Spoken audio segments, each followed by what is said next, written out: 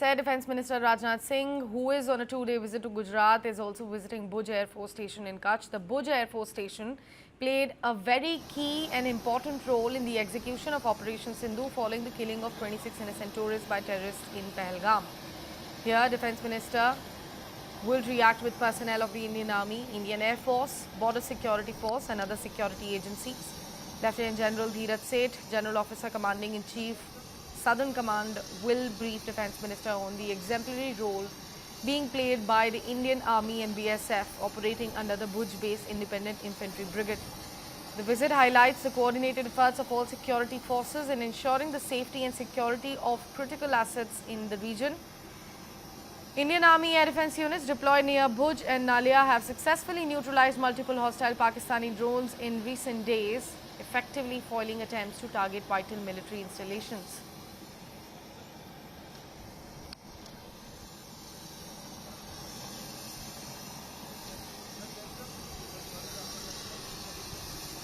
These are the latest visuals of Defence Minister Rajnath Singh, currently there at the airbase in Bhuj.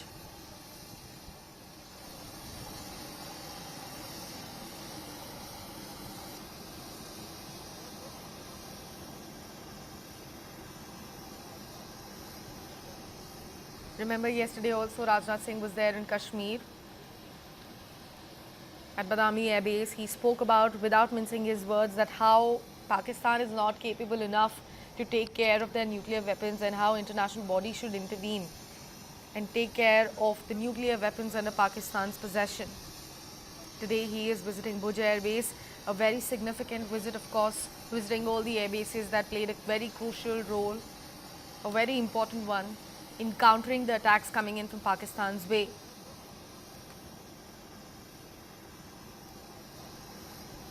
This visit comes after the days of visiting for a very crucial speech and a message to Pakistan by the Defence Minister. He is also likely to visit the India-Pakistan border area in the state too.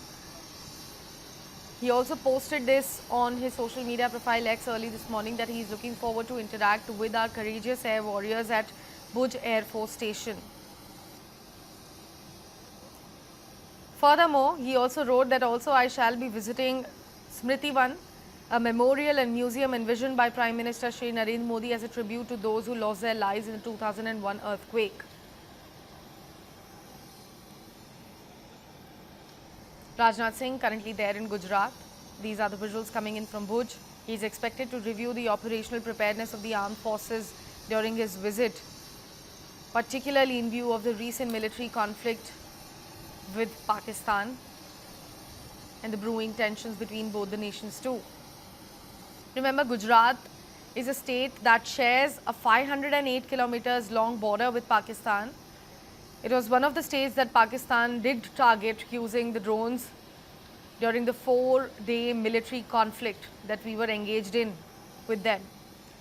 Bhuj was also reportedly attacked using drones by Pakistan, but the Indian Armed Forces successfully neutralized all of those, intercepted it very successfully using the defense systems. He visited Jammu and Kashmir as well, one of the worst hit states during the military confrontation. He questioned whether the nuclear arms were safe in the hands of Pakistan or not, should they even possess it. There should be an international body's intervention here, a proper check of what Pakistan has and what can they use it for. He also reiterated the kind of messaging Prime Minister Modi said, that we are not going to be threatened by any nuclear weapons threat coming our way. We are capable enough of retaliating.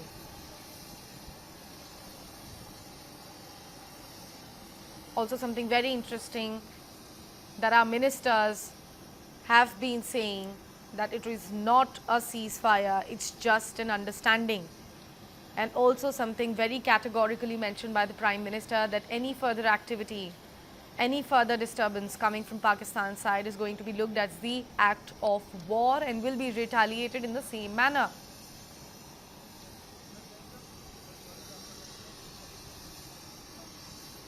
Rajnath Singh also on Thursday, when he was there in Jammu and Kashmir at one of the air bases,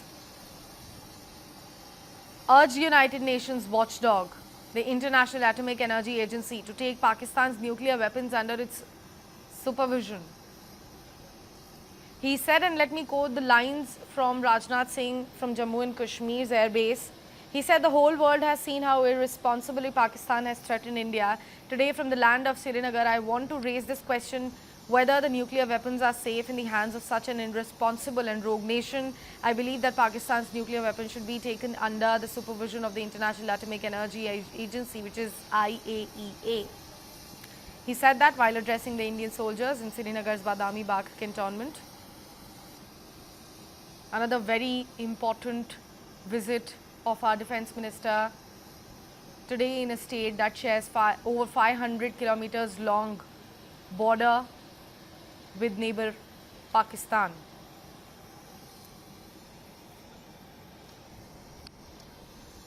My colleague Deepak Bhadana is joining us live on the broadcast. Deepak, Defence Minister on continuous tours to the air bases, which are extremely crucial and played a very significant role in combating the attacks coming in from Pakistan during Operation Sindoor. It does show that India is self-reliant and we are capable enough to intercept every attack coming our way and also retaliating with the same intensity back at the enemies. So this is one of the places where the Defence Minister is going to show how the Government of India is standing firmly behind its forces. Today the Defence Minister is going to meet the air warriors who played a seminal role in this air war that took place over 3 days and in which India demonstrated a technological dominance. There was no answer for Pakistan when it came to Indian operations inside their country. We achieved almost aerial superiority in the skies over Pakistan, and they had no answer to India's efforts. So you see that what is happening now is a sustained campaign. You saw the Prime Minister visiting the Adampur Air Base. Yesterday the Defence Minister met a lot of air warriors, and today he's going to Bhuj. So slowly the Government of India is going and showing to the world how the air warriors have performed and how the government has been in close coordination and how the government has been supporting them. This will also boost the morale of the air warriors, who we must understand are at the front lines of this new age of warfare. See, AI and drone warfare has finally come to South Asia. This was India's very first brush with it, and India performed with flying colors. So this will be a boost of morale. This will also be, the key air warriors will be taken to the Defence Minister. He'll speak to them personally, understand what their experience was, and a lot of this feedback will also go back to the highest echelons of decision making. But most importantly, this is a message to the world, to the Indian people, and most importantly for our adversaries, who will see a united front, much unlike anything that they have in their own country. Here is a truly democratic nation that functions as a mature power, that is responsible in its reactions, and that works according to international rules-based order. This is what India really is for the world to see. Series actually began, if we have to look at the activities that Defence Minister Rajnath Singh has been doing, be it, that BrahMos manufacturing unit in Lucknow, to then visiting the Jammu and Kashmir. Now he's currently in Gujarat. What's in the bag as far as his schedule is concerned, and how exactly we are pressing heavy on the messaging that we are trying to send out to the world? See, the message is the most clear bit. What we are showing is that this is the whole of nation approach when it comes to India's sovereignty and India's defense. So at one point you saw the Defence Minister speaking to the chiefs of the different forces and the CDS. The very next day you see him inaugurating a factory, and mind you, a factory for the BrahMos missile, which performed remarkably well in this conflict. And the proof of the pudding is that today we have a host of nations that are lining up to procure this. So at that point, the defense minister showed that not only do we have the capabilities to use the BrahMos in live combat, but also we have an ecosystem, a supportive system behind it to support our air warriors. The very next day, you would see the defense minister taking part in a number of meetings. You saw him going to the different air bases, and today he's at the air base in Gujarat to meet the air warriors who played, the role at the front lines. So the defense minister's Right. schedule. Right, Please right. go. Deepak, I'll come back to you.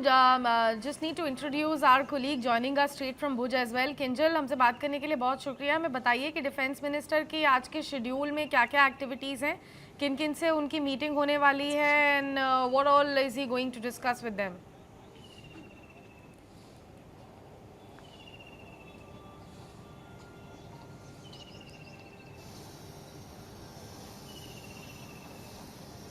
जी देखिए, अगर हम गुजरात की बात करें तो जो drone था, पाकिस्तान में जिस तरह से ड्रोन सबसे पहले हर जगह पे भेजे गए थे, वहाँ गुजरात का भूज में नलिया था कि जहाँ पे एयर डिफेंस ने जो पूरी सिस्टम थी वो न्यूट्रलाइज की थी.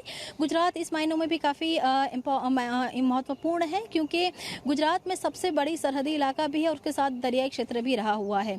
जब रक्षा मंत्री खुद आ रहे हैं, तब जो तीनों फोर्स हैं, वो इंडियन आर्मी है, इंडियन एयरफोर्स है और BSF है, इन तीनों ही फोर्स का किस तरह से कोलैबोरेशन रहा, किस तरह से कमांड रहा, पूरे ऑपरेशन के दरमियान क्या क्या दिक्कतें आई, पूरे ऑपरेशन को जब ऑपरेशन चल रहा था कौन सी सावधानियां बरती गई, क्योंकि जब भी इस तरह की वॉर होती है तब स्वाभाविक तौर पे पूरे देश में और हर राज्य में कुछ ऐसी इंपॉर्टेंट जगह रहती हैं कि जिनको सिक्योर करना वो बहुत ही ज़रूरी रहता है. तो जो वो स्टेट की जितनी इंपॉर्टेंट प्रॉपर्टीज़ थी उसको किस तरह से मॉनिटरिंग किया गया, किस तरह से पूरा जो ऑपरेशन है वो किया गया, क्योंकि ये जो साक्षी ऑपरेशन था वो पहली बार ये युद्ध में ड्रोन सबसे ज़्यादा देखे गए. तो जब ड्रोन वॉर होती है तो ड्रोन वॉर के अंदर क्या दिक्कतें आती हैं और उसी के सामना करने के लिए कितना राउंड द क्लॉक रेडी रहा जाता है. और यही एक वजह रही थी कि प्रधानमंत्री ने भी खुद ऑपरेशन सिंदूर के बाद उन्होंने खुद भी कह सकते हैं कि सेना से मुलाकात की थी, और उसके बाद राजनाथ सिंह कल खुद कश्मीर भी गए थे. और आज अगर हम बात करें तो आज वो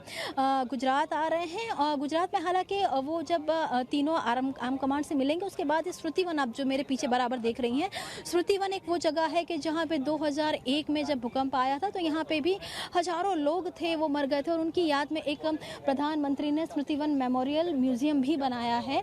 तो एक बार पूरा जो इंटरेक्शन है वो पूरा जो आर्म फोर्स है उनके साथ इंटरेक्शन होगा. उसके बाद रक्षा मंत्री स्मृतिवन भी आएंगे और स्मृतिवन की भी एक जायजा है वो लेंगे. साक्षी जी, किंजल, हमें एक और चीज़ बताइए, क्योंकि हम अपने दर्शकों को बता रहे थे, we were telling them that how Gujarat actually shares over 500 kilometers of border with Pakistan, which makes it a very crucial and also a vulnerable state right here in India. And Pakistan reportedly did try to attack Gujarat, and we were successfully intercepting all the attacks coming our way. On that front, are we expecting, Defense Minister to take a look at, the air defense system there at the Bhuj Air Base currently, where the visuals are coming from, and what exactly is going to happen next? Who all will he be meeting apart from visiting Smriti One?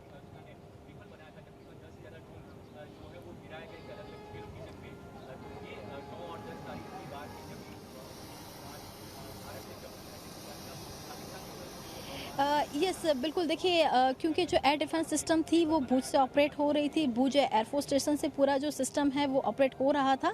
हालांकि सुरक्षा के मद्देनज़र सारे visual बाहर आना भी थोड़ा सा मुश्किल है, लेकिन किस तरह से, क्योंकि यहाँ पे जितने भी ड्रोन अटैक हुए थे वो उन जगह पे रहे थे जहाँ पे रहीशी इलाके थे. अगर हम खावड़ा की बात कर लें, अगर हम नलिया की बात कर लें, तो पाकिस्तान से जिस तरह से ड्रोन डिप्लॉय किए गए थे, अगर उनको न्यूट्रलाइज नहीं किया जाता तो बड़ी मात्रा में कह सकते हैं कि कैजुअलिटी थी वो हो सकती थी. तो किस तरह से वो पूरा जो एयर डिफेंस सिस्टम था उसको एक्टिव किया गया था, किस तरह सतर्कता थी बताई गई थी. उसी के साथ अगर हम बात करें इंडियन आर्मी की, BSF की या तो एयरफोर्स की, किस तरह से वो पूरा कोलैबोरेशन था, ये हुआ था. जिस तरह से यहाँ पे पूरा दरियाई एक सबसे बड़ा कह सकते समंदर है वो गुजरात में है, तो नेवल आर्मी भी थी, वो भी राउंड द क्लॉक पेट्रोलिंग कर रही थी. तो ये इन सभी जो तीनों सेना के जो चीफ हैं वो मौजूद हैं वहाँ पे. अभी उनके साथ इंटरेक्शन है वो होने वाला है. एक छोटा सा प्रेजेंटेशन है वो भी होने वाला है। ऑपरेशन सिंदूर के वक्त जो 7 दिन रहे हैं वो 7 दिन में गुजरात में किस तरह से कौन से जो स्टेप हैं वो लिए गए हैं, कौन से ऐसे इंस्ट्रूमेंट्स हैं कि जिनको स्टैंड बाय मोड पे रखा गया था, कितनी टीम थी जो आने वाले दिनों के लिए स्टैंड बाय मोड पे रखी गई थी। तो वो जो सारी बात है, क्योंकि यहाँ से जो सटीक चेक पोस्ट है वो काफ़ी संवेदनशील चेक पोस्ट है वो मानी जाती है, और वहाँ पे हमेशा अराउंड द क्लॉक पेट्रोलिंग आम दिनों में भी रहता है, क्योंकि गुजरात का जिस तरह से पूरी सीमावर्ती इलाका है, तो गुजरात का सीमावर्ती इलाका वो काफ़ी सटा हुआ पाकिस्तान से और काफ़ी संवेदनशील है। तो उसमें किस तरह की सतर्कता रही थी, किस तरह से ऑपरेशन के दौरान जो तीनों सेना ने अपना एक जो रोल है बखूबी किया था, वो सब जो चीज़ें हैं, वो सारा इंटरेक्शन है, वो प्रेजेंटेशन है, वो तीनों सेना के जो चीफ हैं उनके साथ होने वाला है। उसी के बाद अगर स्मृति वन की बात करें, स्मृति वन के अंदर गुजरात के जो मिनिस्टर हैं उन्हीं के साथ के जो ऑफिसर हैं वो मौजूद रहेंगे। और स्मृति वन क्यों बनाया गया, 2001 में किस तरह से यहाँ पे ताराजी है वो हुई थी, उसकी भी जो बात है वो करेंगे। जी किंजल हमारे साथ प्लीज बने रहिए। Deepak, now let me come back to you because we know that Pakistan has crossed all the limits of lying. They also said that one of our air bases was attacked and Prime Minister visited the very same air base, also showing the S-400 completely in functional condition. They did also try to copy it with a banner behind them with a missile printed on it. I don't know what was it for. They are trying to play the tit for tat. They are trying to play the victim card. But let's talk about Gujarat specifically, because like we said that Gujarat was also one such state which came under the drone attack. But we did intercept all the attacks coming our way very successfully. But apart from that, were there any chatters coming in from Pakistan side that this particular airbase that our defense minister currently is visiting was also under attack, or was quote unquote destroyed as being claimed by Pakistan? Well, Sakshi, to hear the Pakistani Air Force and the Pakistani state, they might have as well destroyed all of India. So according to the Pakistanis, they've virtually taken down, vast portions of the Indian nation.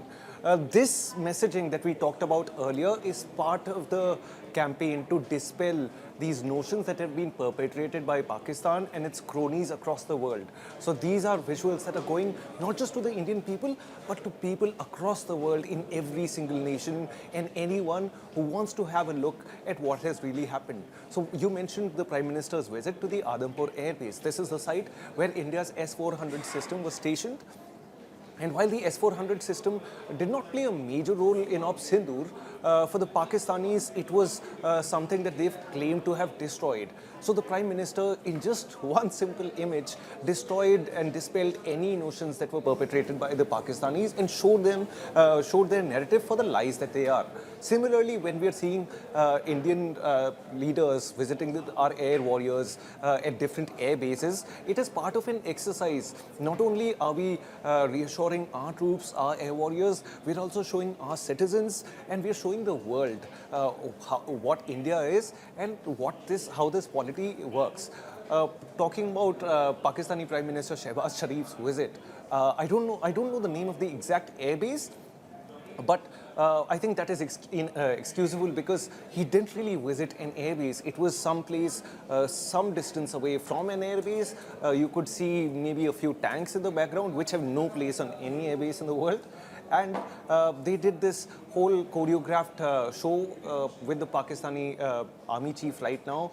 But even though in those images they made a critical mistake, if you look at those visuals again, you will see that it was not Shahbaz Sharif, but Asim Munir who was in the driving seat. And while the tank had, the Prime Minister of Pakistan written onto it, no one has any delusions about who was really running the show. We've heard time and again how the Pakistani army chief and the Pakistani army has spewed venom against India, and not just India, against large portions of the liberal world. But during this conflict, you saw that very leader, Asim Munir, who called for a grand jihad and all that, just disappear from view. In fact, he put up Shahbaz Sharif and the fumbling Defense Minister Khwaja Asif to take the heat, and obviously they made their own mistakes because there was no way that there could be coordination between the varying, parties that actually try and vie for power in Pakistan. So while the army in its hybrid regime calls the shots, rules the roost, takes all the money, it is the politicians who are then left to face the heat in front of their people for unfulfilled promises and in front of the international audience where they look frankly ridiculous. What we are showing in Bhuj, what we are showing with our meetings with the air warriors, what we are showing with the Prime Minister and the Defence Minister visiting varying bases, varying air bases, we're showing how a mature democracy and how a mature nation actually works. You may have noted that India has followed every single protocol which is expected of any reasonably democratic country. You don't see people jumping the gun, you don't see people vying for prominence, you don't see errant, misadventurous people hogging the limelight. It is very structured. And in line with our very first move on Pakistan, much of our policy and this campaign is in fact calibrated, well thought out and methodical. So this is how a nation is actually expected to perform on the international stage.